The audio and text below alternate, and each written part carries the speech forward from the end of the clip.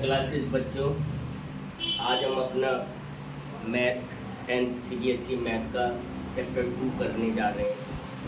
तो उसका थोड़ा पहले हम लोग इंट्रो ले लेते हैं कि उसमें आफ्टर ऑल सारा कुछ होता क्या है ना बच्चों। आपने बेसिकली वो ये भी 9th वाले पॉलिनोमियल चैप्टर का ही आगे थोड़ा सा अपग्रेडेड वर्जन, तो ज़्यादा आपको सोचने समझने और दिमाग लगाने की ज़रूरत नहीं है, सब कुछ वही। अगर आपने 9th का अच्छे से पढ़ रखा है, जिन्होंने 9th नहीं पढ़ रखा हो तो वो इसी चैनल में जाके डिस्क्रिप्शन में जाके देख लो, उसमें 9th की भी पॉलिनोमियल की वीडियोस पड़ी हुई हैं। उनको अगर आप देख लोगे तो आपके सारे डिटेल्स दूर हो जाएंगे कि आफ्टर ऑल होता क्या है। बट फिर भी एक बार हम लोग यहाँ पे ना इंट्रोडक्शन कर लेते हैं। देखो बच्चा, एक बात समझो, यहाँ पे सबसे पहले जो बात की गई है वो चैप्टर है पॉलिनोमियल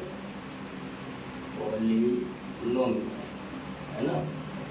अगर हम इनके टाइप्स की बात करें, सभी को हम पॉलिनोमियल बोलते हैं। टाइप की बात करें तो ये होता है एक मोनोमियल। अभी मैं ये सारे समझाऊंगा कि क्या होते हैं। बायनोमियल, ट्राइनोमियल एंड जो इसके आगे के होते हैं सारे, उनको हम पॉलिनोमियल ही बोलते हैं।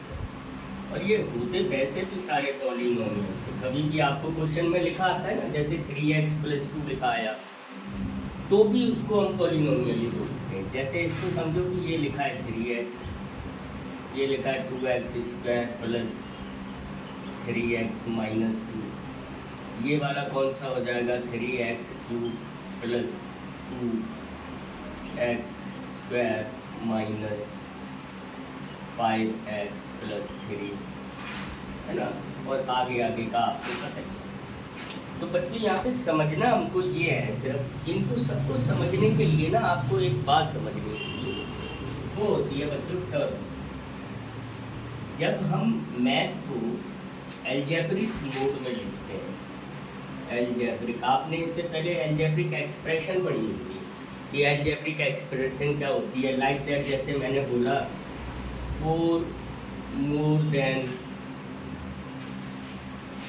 a number, तो इसको हम कैसे करते थे, इसी क्वेश्चन को करते थे लेट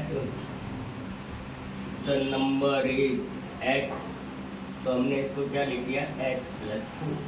ये हमारी अलजेब्रिक टर्म आ गई ना बात बच्चों समझ। तो बेसिकली टर्म समझना है। इसमें अगर मैं यहाँ पे ये लिख दूँ, अगर मैं ये बात आपको समझ में आ गई कि अलजेब्रिक एक्सप्रेशन को या मोनोमियल, पॉलिनोमियल या बायनोमियल जो भी बोलेंगे वो बोलेंगे। तो समझना हमें क्या है, समझना हमें ये कि मान लो मैंने यहाँ पे 2x लिख दिया, 3x लिख दो, 2x लिख दो, चलो मैं 4x लिख दूँ, तो इसके दो पार्ट हो गए बच्चों, है ना। इसके दो पार्ट हो गए, एक ये वाला पार्ट हो गया, एक ये वाला पार्ट हो गया। इसको न्यूमेरिक पार्ट बोलते हैं। आपने अभी तक यही बोला था, न्यूमेरिक पोर्शन, है ना। और इसको क्या बोलते हैं, इसको वेरिएबल पोर्शन बोलते हैं, वेरिएबल पोर्शन। तो ये जो न्यूमेरिक पोर्शन था बच्चों, ये इसको हम क्या बोलते हैं, इसको कोफिशिएंट बोलते हैं, कोफिशिएंट। और जो साथ में लिखा होता है वेरिएबल उसका, और इसको तो बोलते ही हैं वेरिएबल। अब आपको सारा कुछ धीरे धीरे समझ में आ गया। मतलब ये है कि ये जो आपका बना हुआ है 4x जो है वो एक टर्म है ना।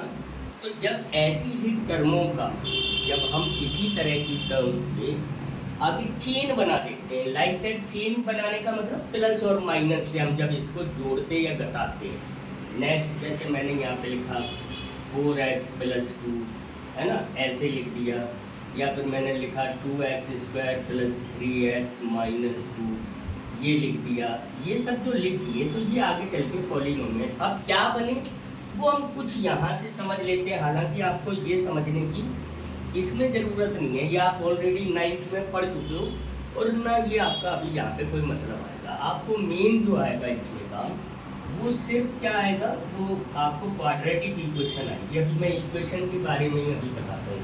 इसके बाद जो हम पढ़ेंगे वो क्वाड्रेटिक इक्वेशन पढ़ेंगे, क्वाड्रेटिक इक्वेशन। अब ये क्या बन गई, जिसके बराबर में हम जीरो लगा देते हैं वो एक इक्वेशन बन जाती है। जो अभी तक एक्सप्रेशन पॉलिनोमियल या जो भी था, जैसे ही हमने उसके साथ में जीरो को ऐड करा वो एक इक्वेशन बन गई। अब इक्वेशन बन गई तो इक्वेशन को समझने के लिए हमें दूसरा तरीका भी ढूंढना पड़ता है ना, वो हम अभी आगे समझेंगे। तो इतनी बात आपको समझ में आ गई होगी। इसी में एक टर्म और आती थी, वो भी हम थोड़ा सा पढ़ लेते हैं। वो टर्म क्या है बच्चों, वो टर्म ये है जिसको हम बोलते थे डिग्री ऑफ पॉलिनोमियल। क्योंकि थोड़ा सा ये भी समझोगे, क्वाड्रेटिक इक्वेशन समझने से पहले हमें ये भी समझना डिग्री ऑफ पॉलिनोमियल, ये भी आपने 9th में पढ़ रखा है। लाइक दैट बेटा, मतलब कोई भी जो एक इक्वेशन लिखी है, मान लो मैंने ये लिख दिया 4x³ या फिर मैंने लिखा 3x² + 2x - 1 = 0, कुछ भी लिखा है तो उस पर हम क्या बोलते हैं, डिग्री जो होती है बच्चों, वो डिग्री ऑफ पॉलिनोमियल क्या बोला जाएगा, जो भी वेरिएबल पर जितनी डिग्री, जितनी पावर होगी, जितनी क्या होगी, पावर होगी, उसी को डिग्री ऑफ पॉलिनोमियल बोला जाएगा। बात समझ में आ रही है आपको। अब इसमें देखना सिर्फ और सिर्फ इतना होता है कि आपके पास चाहे ये जितनी भी लिखी हुई है, ये लिखी हुई है ना आपके पास, एक ये भी वेरिएबल वाला लिखा हुआ है, एक ये भी वेरिएबल, ये वेरिएबल नहीं है, ये कांस्टेंट है। देखो इन दोनों पे, लेकिन इस पे जिस पे कोई पावर नहीं लगी होती उसको हम क्या एज्यूम करके चलते हैं कि उसमें 1 की पावर लगी है, और होती है, एज्यूम नहीं करना होता तो होती है, लेकिन जिसमें 1 लिखी होती है उसको हम नोट डाउन नहीं करते, क्योंकि 1 की पावर सब पे होती है। आपके पास भी, आप अगर अकेले खड़े हो तो आप भी 1 हो, अकेले हो, मैं हूँ अकेला खड़ा हूँ तो मतलब मेरी भी पावर 1 है, तो सबकी पावर 1 है। तो इसमें जितनी भी मैक्सिमम होती है, इस पे 1 है, इस पे 2 है, तो डिग्री ऑफ पॉलिनोमियल इसमें 2 बोली जाएगी, इसमें डिग्री ऑफ पॉलिनोमियल 3 बोली जाएगी। समझ में आ रहा है। 4 है अगर इसी इक्वेशन में कहीं पे भी किसी वेरिएबल के ऊपर 4 लगी हुई है तो उसको हम डिग्री ऑफ पॉलिनोमियल 4 बोलते हैं। पूरी इक्वेशन में हम सारे वेरिएबल्स को देखते हैं, ऐसा नहीं किसी एक की हमने ली, जैसे कि हम यहाँ पे इसको बोल दें, ऐसा नहीं करते, हम पूरी इक्वेशन पढ़ेंगे। मान लो कहीं ऐसे लिखा है 3x² + 2x + 5x to power 4 + 3x², है ना, 3x² तो हो गया 2 होगी। तो इस पूरी को हम देखेंगे। अब इसमें सबसे ज़्यादा हमें कौन सी मिली, इस वाले की मिली, हम डिग्री ऑफ पॉलिनोमियल ये बोलते हैं। ऐसे ही जिसकी डिग्री ऑफ पॉलिनोमियल, ये डिग्रीज होती क्या है, थोड़ा सा ये भी समझोगे आप। ये जो डिग्रीज होती है ना, जो डिग्रीज होती है, आप ये समझो कि दे आर द, ये जो डिग्रीज होती है, ये जो डिग्रीज होती है, यही सॉल्यूशन ऑफ एक्स, यानी जो वेरिएबल आपने लिया है, ये सॉल्यूशन ऑफ वेरिएबल होती है, सॉल्यूशन ऑफ वेरिएबल्स। तो जैसे कि अगर मैं क्वाड्रेटिक, क्योंकि हमने पढ़नी आगे कौन सी है, क्वाड्रेटिक इक्वेशन, तो मैं थोड़ी सी क्वाड्रेटिक इक्वेशन की बात करूँ, जैसे 2x² + 3x, या कोई भी आपके में इसमें एक एग्जाम्पल है, उसी को लेके चलते हैं। एक सेकेंड बच्चों, थोड़ा सा होल्ड करोगे मेरे प्यारों, मेरे लाल, है ना, तो हम लोग थोड़ा सा और अच्छा समझ पाएंगे। वैसे तो ये है कि बच्चों आपने अभी बहुत पढ़ना, x² + 7x + 10, x² + 7x + 10। अब मान लो ये है, तो इसमें x की 2 वैल्यूज निकल के आएगी, एक बार x की वैल्यू 2 निकल के आएगी और एक बार, अब माइनस प्लस जो निकले वो एक अलग बात है, वो आप देख लेना, क्योंकि वो हम भी आगे करेंगे तब देखेंगे। और एक बार x की 5 निकल के आएगी, ये मतलब ये जो 2 वैल्यूज निकल के आएगी, वो जब हम इस पॉलिनोमियल में इस वैल्यूज को पुट कर देंगे, क्या कर देंगे, जब हम इसको पुट कर देंगे तो उस पूरे पॉलिनोमियल की वैल्यू 0 हो जाएगी। क्या हो जाएगी बच्चों, उस पूरे पॉलिनोमियल की वैल्यू जीरो रहेगी। इसी को उसका सॉल्यूशन बोलते हैं। आप सॉल्यूशंस भी बोल सकते हो, आप रूट्स भी बोल सकते हो, और आप जीरोज भी बोल सकते हो। हम पहले पढ़ते थे ना नाइन्थ में, क्या पढ़ते थे नाइन्थ में? नाइन्थ में हम एक पी एक्स निकाल लेते थे और उस पर एक पूरा पॉलिनोमियल लिखा होता था, उसमें एक जी एक्स की वैल्यू लगाते थे। तो ये जी एक्स जो होता था यही तो जीरोज होता था। जीरोज का मतलब हो गया, जीरोज का मतलब हो गया बेटा, यहाँ पे ई एस आएगा, है ना, जीरोज। जीरोज का मतलब हो गया कि जिसकी वैल्यू उस x की जगह अगर हम वो वैल्यू, जैसे ये वाला पॉलिनोमियल है, इसमें ये लिखा हुआ है, तो अगर हम यहाँ पे ये 2 वाली वैल्यू पुट कर देंगे x की जगह, तो वो पूरा जो पॉलिनोमियल है वो क्या हो जाएगा बच्चों, उसकी वैल्यू जीरो हो जाएगी। बस इतना याद रखना। और इन्हीं को फिर हम क्या बोलते हैं, हमने जो पढ़ना है इसमें वो यही तो पढ़ना है। हमने इसमें जीरोज के ही बारे में ज़्यादा पढ़ना है। ये जो जीरोज होते हैं इन्हीं के बारे में पढ़ते हैं। इनके हमने यहाँ पे 2 नाम दे दिए, एक को हमने अल्फा बोल दिया, एक को हमने बीटा। इसको अल्फा और इसको बीटा, है ना, 2 नाम दे दिए, एक अल्फा दे दिया बच्चों और एक दे दिया बीटा। ये 2 नाम है तो आपको आगे इस्तेमाल करने पड़ेंगे, अल्फा एंड बीटा। इतनी बात आई थिंक कि आप सबको समझ में आ गई होगी। अब थोड़ा सा आगे, है ना, ये सब आपको समझ में आ गया होगा, तो थोड़ा सा आगे भी चलते हैं। अब ये समझो, तो हमने क्वाड्रेटिक इक्वेशन के बारे में पढ़ा कि ये क्वाड्रेटिक इक्वेशन होती है, उसमें दो उसके x की वैल्यू 2 आएंगी, जिनको हमने क्या बोला, जिनको हमने जीरोज बोला, और उन जीरोज के नाम हमने क्या दे दिए बच्चों, उन जीरोज के नाम हमने अल्फा और बीटा दे दिए। देखो बच्चों, पढ़ाई जब आप करते हो ना, तो मेरा एक शेर, मेरा क्या है पता नहीं किसने लिखा है, बट बहुत अच्छा लिखा है। अभी तो नापी है जमी हमने कुछ, अभी तो नापने को सारा जहां बाकी है। मतलब अभी आप बच्चों कुछ पढ़ ही नहीं पाए, है ना। अभी तो आपको पढ़ना है, पढ़ना है का सेंस मतलब बहुत सारा पढ़ना है ना। इस दुनिया में, पूरे ब्रह्मांड में अगर कुछ है तो सिर्फ ज्ञान है, ज्ञान के अलावा कुछ नहीं, कोई भी अपना नहीं है। जो भी है बस ये ज्ञान है। तो बच्चों इत्मीनान से अच्छी तरह धीरे से पढ़ो, इत्मीनान से धीरे धीरे पढ़ते रहो, लेकिन अपनी जो आपकी जो ज्ञान रूपी पिग्गी बैंक है उसको बढ़ाते रहो, वही फर्दर आगे आपके काम आएगी, है ना। है तो जो हमने पढ़ा कि वो जो डिग्री ऑफ पॉलिनोमियल है वो जिससे 2 होगी उसको हम क्या बोलेंगे, उसको हम क्वाड्रेटिक इक्वेशन बोलेंगे, क्वाड्रेटिक इक्वेशन। ये जो क्वाड्रेटिक इक्वेशन होती है इसका बेसिक फॉर्मूला क्या होगा बच्चों, इसका बेसिक फॉर्मूला होता है, basic formula is equal to क्या होता है, ax² plus bx plus c बराबर 0। ये इसका बेसिक फॉर्मूला होता है। ये वाले बेसिक फॉर्मूले में आपको जो ये a है इसको बोलते हैं कोफिशिएंट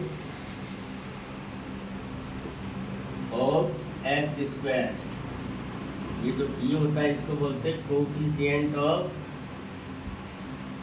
x, और c जो होता है इसको बोलते हैं कांस्टेंट टर्म, कांस्टेंट टर्म।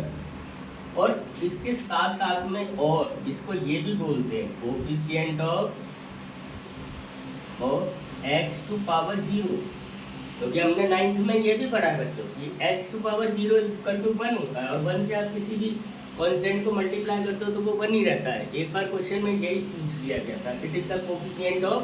अब बच्चे तो कांस्टेंट टर्म के लिए बैठे हुए थे, उसने कुछ पूछ लिया, तो मैं ये नहीं कह रहा हूँ कि सबका गलत हो गया होगा, पर बहुतों का गलत हुआ।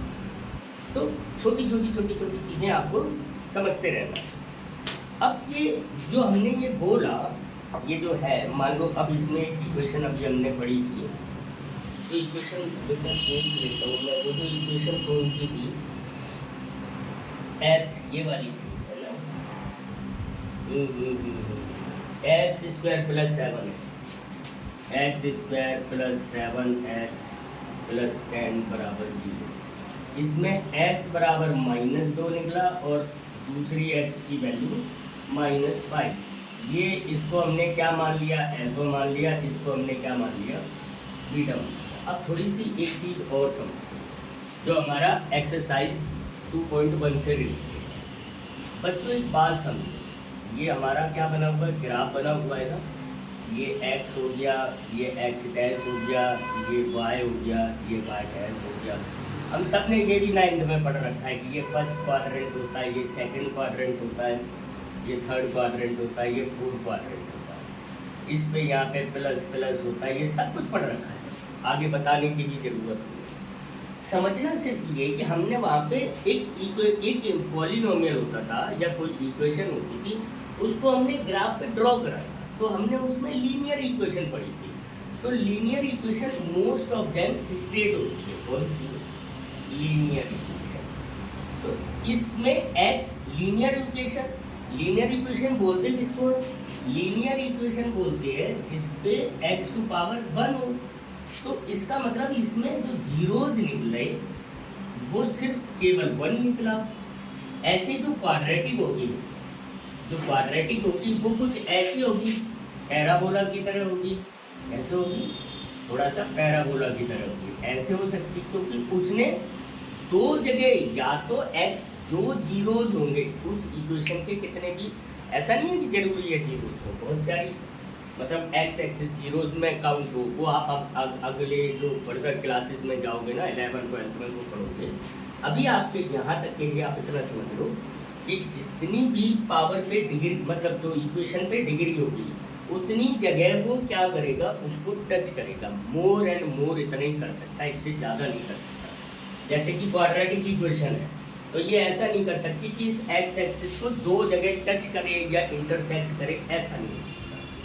समझ गए ना। तो हम अगर हमें कोई ग्राफ ऐसे दे दिए और हमें एक ये करके दिखा दे, तो इसका मतलब हमने क्या समझा, इसका मतलब हमने ये समझा कि ये एक्स एक्सिस है और इस एक्स एक्सिस पे ये जो भी एक कर्व बना है या इसको लोकेट बोलते हैं, जो भी ये बना हुआ है, ये कितनी जगह काट रहा है एक्स एक्सिस को या कितनी जगह टच कर रहा है एक्स एक्सिस को, वो 3 जगह कर रहा है। तो इसका मतलब इसकी जो भी इक्वेशन बनेगी वो क्यूबिक बनेगी। कौन सी बनेगी, क्यूबिक। क्योंकि हम यहाँ से भी ऐसे भी पता कर सकते हैं और ऐसे भी पता कर सकते हैं। पहले हमें ऐसी 9th में हमें यही तो सिखाया गया था।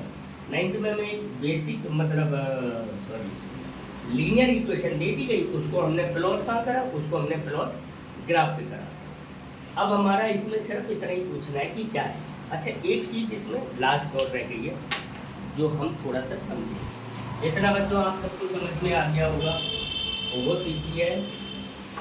Chapter is very easy and very interesting.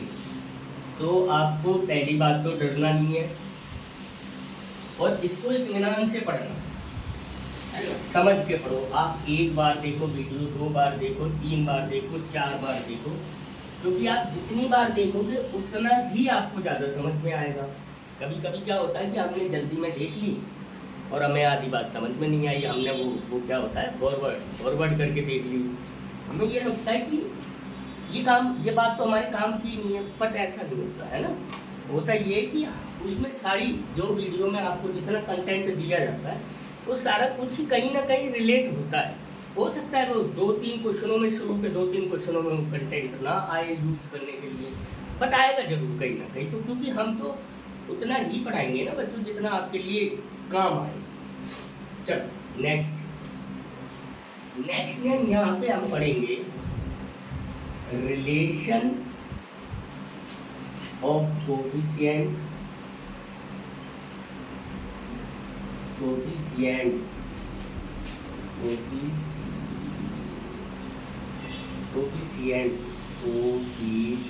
अरे यार, कोफिशिएंट्स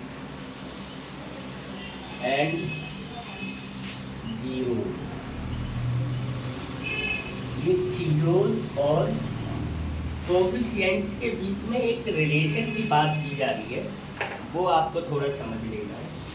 ये सिर्फ और सिर्फ इतना है कि अल्फ़ा प्लस बीटा यानी दोनों जीरोज़ को जब हम जोड़ देंगे तो ये कोफिशिएंट b अपॉन a होता है। एक ये हमारे कोफिशिएंट की बात की गई थी, एक कुछ ये वाला कोफिशिएंट, एक ये रिलेशन, ये क्या है बच्चों, ये रिलेशन, एक रिलेशन ये बोला गया है। अगला एक रिलेशन बोला गया है कि अगर हम अल्फ़ा इंटू मल्टीप्लाई कर देंगे तो ये क्या हो जाएगा, ये c अपॉन a के बराबर हो जाएगा। हम आगे वाली जो इक्वेशन है उसमें हम इसको इस्तेमाल करेंगे। जो एक्सरसाइज हमारी है ना बच्चा 2.2, उसमें ये रिलेशन दोनों हम इनको कैसे, इन दोनों को प्लस करेंगे मल्टीप्लाई करेंगे तो ये वाली चीज़ सामने आएगी, या इन दोनों को left hand side right hand side मान के करेंगे तो दोनों तरफ की बातें इक्वल आएंगी। तीसरा जो है वो, अगर आपको ये दोनों पता है यानी if we know alpha and beta, then equation कैसे निकालते हैं, x square minus alpha plus beta into x plus alpha into beta. एक ये रिलेशन और आप याद कर लेना, ये रिलेशन समझो, इसको इक्वेशन निकालने की फॉर्मूला समझो, जो भी समझो इसको आप कर लेना और इससे आपका प्रॉपर इक्वेशन निकल के आ जाएगा। तो आप समझ गए ना बच्चों, इसमें सारा काम यही गिवन है।